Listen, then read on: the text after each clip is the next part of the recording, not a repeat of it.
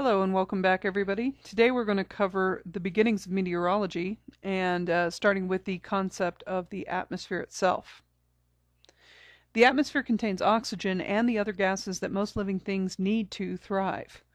It absorbs heat energy from the sun, which is called insolation, maintains average temperature at sea level worldwide at around 55 degrees Fahrenheit, and prevents the Earth's surface from being hit by most meteorites.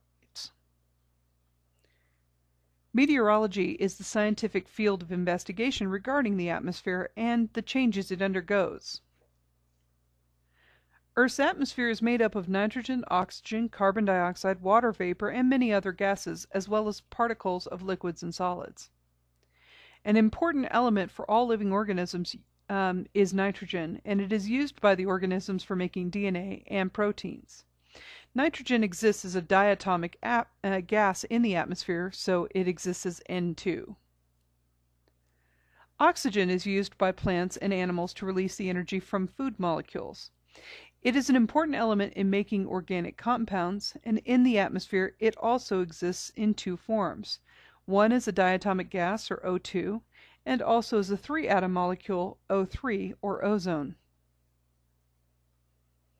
Carbon dioxide is essential for life. Plants use it to produce food in the process of photosynthesis, and animals produce carbon dioxide as a waste product in food respiration. The burning of fossil fuels such as coal, petroleum, and natural gas causes gas amounts to increase in the atmosphere of carbon dioxide, which is referred to as the greenhouse effect.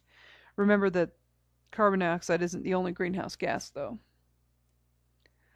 Water vapor is the gaseous form of water, or H2O, and it plays an important role in the weather, in cloud formation, precipitation, the formation of dew, and also of frost.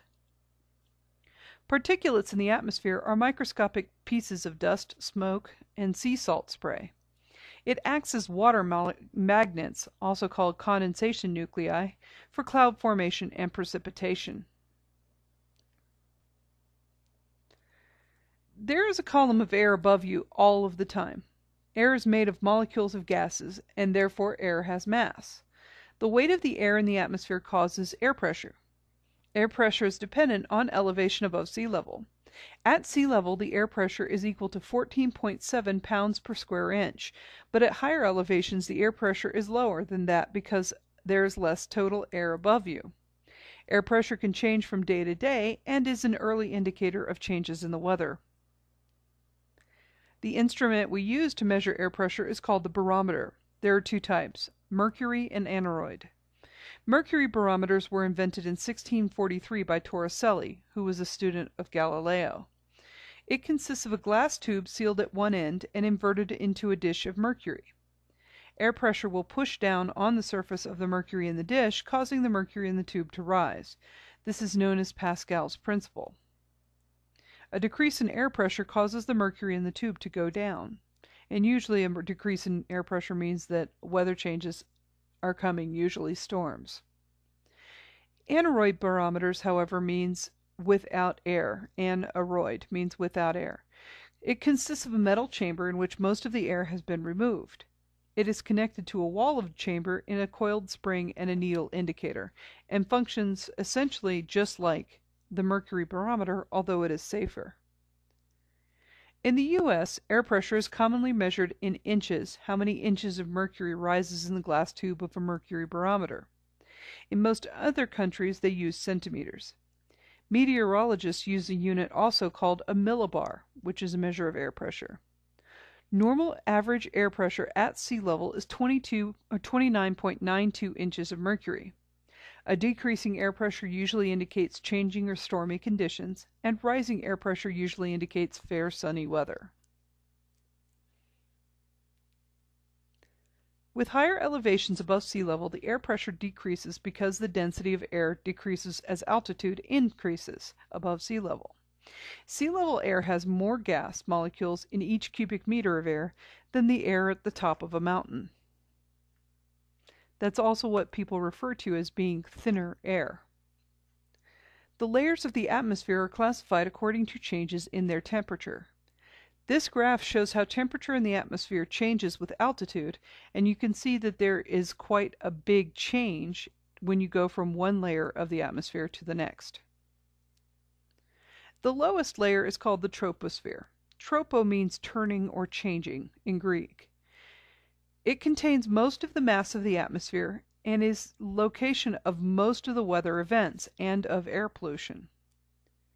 Temperature decreases about 3.5 degrees Fahrenheit per 1,000 feet above sea level in the troposphere, and depth varies from about 10 miles at the equator to about 5 miles at the poles.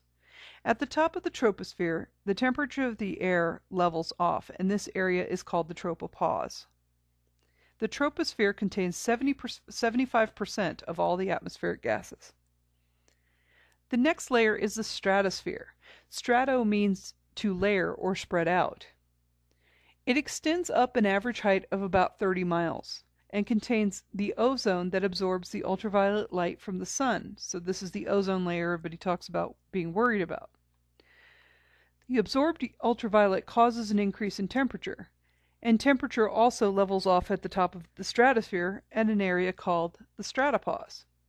The jet stream is also located in the stratosphere, and there is almost no water vapor in this layer and none in the layers above it. Most airplanes fly right at the tropopause, right between the stratosphere and the troposphere. The mesosphere, meso means middle, and it has an average thickness of about 18 miles. Gases in the mesosphere protect the Earth's surface from meteoroids. Temperature decreases with height, and this is the coldest layer of the atmosphere.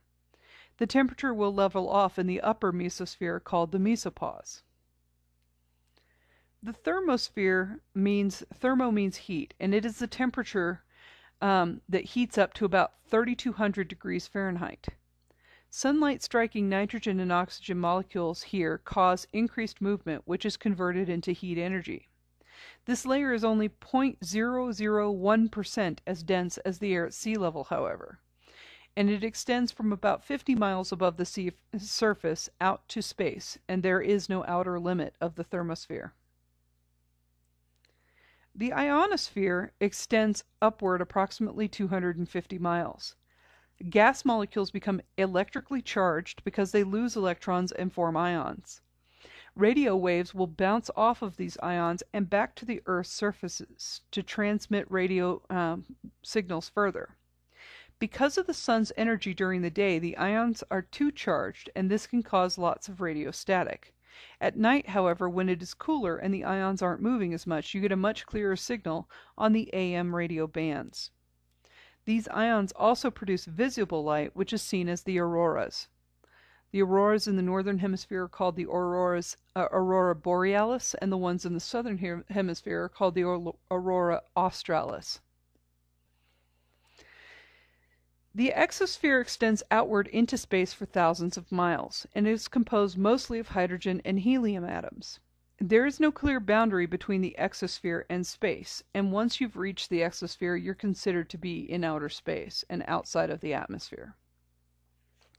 Okay, so that is a brief rundown of the atmosphere's structure and layers, and hopefully you'll take some serious notes on this because it will come up on the final exam. Have a great day.